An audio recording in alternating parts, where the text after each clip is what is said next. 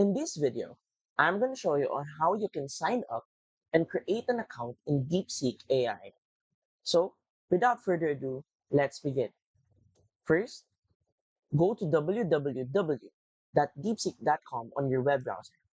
And now, you should see this on your screen. So, click on Start Now. Now, what you're going to do is click right here on Sign Up and then put in an email address. Choose one. Let's say, put in a password. Confirm your password.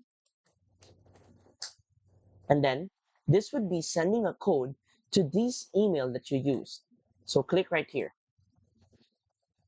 Then get your confirmation code.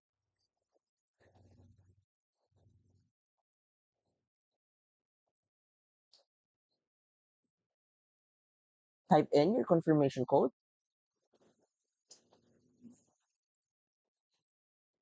Then click on sign up. And that's it. Very easy. You now have a Deepseek AI account. So if you find this video helpful and want to support our channel, feel free to use our affiliate link given in the video description. Thanks for watching, and I will see you in my next video.